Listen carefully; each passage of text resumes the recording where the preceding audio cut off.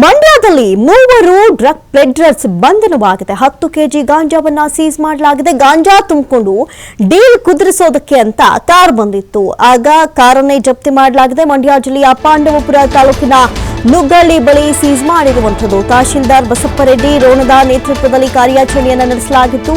ರಕ್ಷಿತ್, ಗೌತಮ್, ಮನೋಜ್ ಬಂಧಿತ ಆರೋಪಿಗಳು, ಜೊತೆಗೆ ಗಾಂಜಾ ಪೆಡ್ಲರ್ಗಳು. ಒಡಿಶಾದಿಂದ ಗಾಂಜಾವನ್ನ ಖರೀದಿಸಿ ಒಡಿಶಾದಿಂದ ಗಾಂಜಾವನ್ನ ತಗೊಂಡು ಮಾರೋದಕ್ಕೆ ಡೀಲ್ ಕುದುರಿಸೋದಕ್ಕೆ ಅಂತ ಈ ಆರೋಪಿಗಳು ಬರ್ತಾ ಇದ್ರು. ಆದರೆ ಖಚಿತ ಮಾಹಿತಿಯನ್ನಾಧರಿಸಿ ಪೊಲೀಸರೊಂದಿಗೆ ತಹಶೀಲ್ದಾರ್ ಕೂಡ ದಾಳಿಯನ್ನ ನಡೆಸಿದ್ದಾರೆ. ಕಾರ್ನಲ್ಲಿ ತಂದಿದ್ದ ಗಾಂಜಾವನ್ನ ಸೀಸ್ ಮಾಡಿ ಆರೋಪಿಗಳನ್ನ ಬಂಧಿಸಿ ಹೆಚ್ಚಿನ ವಿಚಾರಣೆಯನ್ನ ನಡೆಸಲಾಗ್ತಾ ಇದೆ.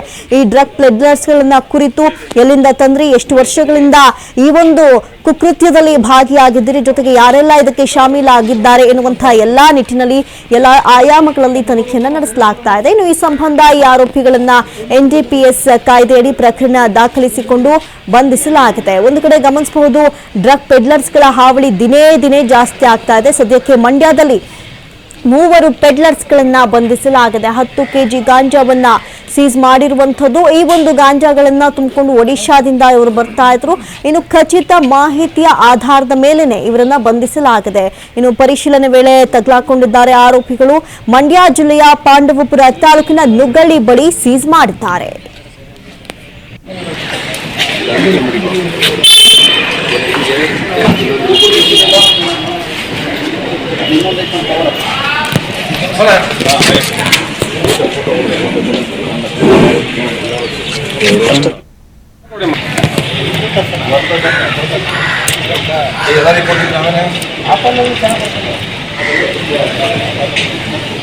ಈ ಬಗ್ಗೆ ಹೆಚ್ಚಿನ ಡೀಟೇಲ್ಸ್ ಅನ್ನ ಕೊಡ್ತಾ ಹೋಗ್ತಾರೆ ದೂರವಾಣಿ ಸಂಪರ್ಕದಲ್ಲಿ ಪ್ರತಿನಿಧಿ ಶಶಿಕುಮಾರ್.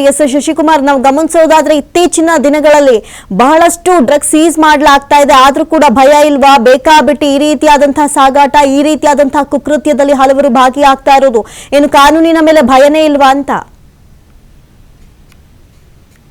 ಅಮೃತ, ಏನು ರಾಜ್ಯದಲ್ಲಿ ಗಾಂಜಾ ಮತ್ತು ಮಾದಕ ವ್ಯಸನಿಗಳ ಘಾಟು ದಿನೇ ದಿನೇ ಹೆಚ್ಚಾಗ್ತಾನೆ ಇರ್ತಕ್ಕಂಥದ್ದು. ಅದೇ ನಿಟ್ಟಿನಲ್ಲಿ ಏನು ಒಡಿಶಾದಿಂದ ತಂದಿದ್ದಂತ ಗಾಂಜಾವನ್ನ ಮಂಡ್ಯದ ಪಾಂಡವಪುರ ಪೊಲೀಸರು ಇದೀಗ ವಶಕ್ಕೆ ತೆಗೆದುಕೊಂಡಿರ್ತಕ್ಕಂಥದ್ದು. ಪಾಂಡವಪುರ ತಹಸೀಲ್ದಾರ್ ಆಗಿರ್ತಕ್ಕಂಥ ಬಸಪ್ಪ ರೆಡ್ಡಿ ರೋಣದ ಅವರ ನೇತೃತ್ವದಲ್ಲಿ ಪೊಲೀಸರು ಕಾರ್ಯಾಚರಣೆಯನ್ನು ನಡೆಸಿ ಇದೀಗ ಸುಮಾರು 10 ಕೆಜಿಯಷ್ಟು ಗಾಂಜಾವನ್ನ ಸೀಜ್ ಮಾಡಿರ್ತಕ್ಕಂಥದ್ದು. ಜೊತೆಗೆ ಗಾಂಜಾವನ್ನ ಸಾಗಾಣಿಕೆ ಮಾಡ್ತಿದ್ದಂತ ಒಂದು ಕಾರನ್ನು ಕೂಡ ವಶಕ್ಕೆ ಪಡ್ಕೊಂಡಿರ್ತಕ್ಕಂಥದ್ದು. ಇದೆಲ್ಲವೂ ಕೂಡ ಒರಿಸ್ಸಾದಿಂದ ಬಂದಿರತಕ್ಕಂಥದ್ದು ಅಂತೇಳಿ ಮಾಹಿತಿ ಬಂದಿರತಕ್ಕಂಥದ್ದು. ಒರಿಸ್ಸಾದಿಂದ ತಂದು ಸ್ಥಳೀಯರಿಗೆ ಮಾರಾಟವನ್ನ ಮಾಡ್ಲಿಕ್ಕೆ ಈ ಒಂದು ಗಾಂಜಾವನ್ನ ತಂದಿದ್ರು. ಈ ಒಂದು ಪ್ರಕರಣದಲ್ಲಿ ಗಾಂಜಾವನ್ನ ಸೀಜ್ ಮಾಡಿ ಆರೋಪಿಗಳನ್ನು ಕೂಡ ಇದೀಗ ಪೊಲೀಸರು ಬಂಧನವನ್ನ ಮಾಡಿರ್ತಕ್ಕಂಥದ್ದು. ಮಂಡ್ಯ ಜಿಲ್ಲೆ ಪಾಂಡವಪುರ ತಾಲೂಕಿನ ನುಗ್ಗಳ್ಳಿ ಗೇಟ್ ಬಳಿ ಏನಿದೆ, ಈ ಒಂದು ಗೇಟ್ ಬಳಿ ಗಾಂಜಾವನ್ನ ತುಂಬಿದಂತ ಕಾರನ್ನ ನೋಡಿದಂತ ನಮ್ಮ ಸ್ಥಳೀಯರು ಒಂದು ಮಾಹಿತಿಯನ್ನ ಕೊಟ್ಟಿರ್ತಕ್ಕಂಥದ್ದು. ಈ ಒಂದು ಖಚಿತ ಮಾಹಿತಿಯನ್ನು ಆಧರಿಸಿ ತಹಸೀಲ್ದಾರ್ ಮತ್ತು ಪೊಲೀಸರು ಜಂಟಿಯಾಗಿ ಕಾರ್ಯಾಚರಣೆಯನ್ನು ನಡೆಸಿ 10 ಕೆಜಿ ಗಾಂಜಾವನ್ನು ಕೂಡ ವಶಕ್ಕೆ ತಗೊಂಡಿರ್ತಕ್ಕಂಥದ್ದು. ಈ ಒಂದು ಪ್ರಕರಣದಲ್ಲಿ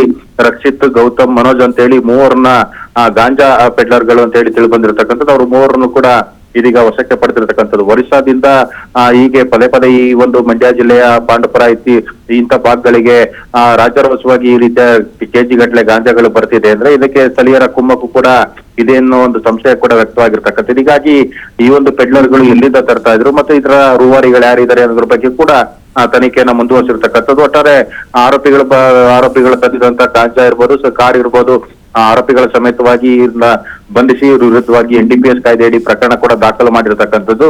ಈ ಪ್ರಕರಣದ ಗಂಭೀರತೆಯನ್ನು ಅರಿತಿರ್ತಕ್ಕಂಥ ಪೊಲೀಸರು ಮತ್ತೆ ಜಿಲ್ಲಾಡಳಿತ ಇದು ಎಲ್ಲಿಂದ ಬರ್ತಿದೆ ಅನ್ನೋದ್ರ ಬಗ್ಗೆ ಕೂಡ ಪತ್ತೆ ಹಚ್ಚಿ ಅವ್ರ ವಿರುದ್ಧವೂ ಕೂಡ ಕ್ರಮವನ್ನ ಕೈಗೊಳ್ಬೇಕು ಅನ್ನೋ ಆಗ್ರಹ ಕೂಡ ಕೇಳ್ಬರ್ತಿರ್ತಕ್ಕಂಥದ್ದು. ಅಮೃತ, ಥ್ಯಾಂಕ್ ಯು ಶಶಿಕುಮಾರ್ ತಮ್ಮೆಲ್ಲ ಮಾಹಿತಿಗಾಗಿ.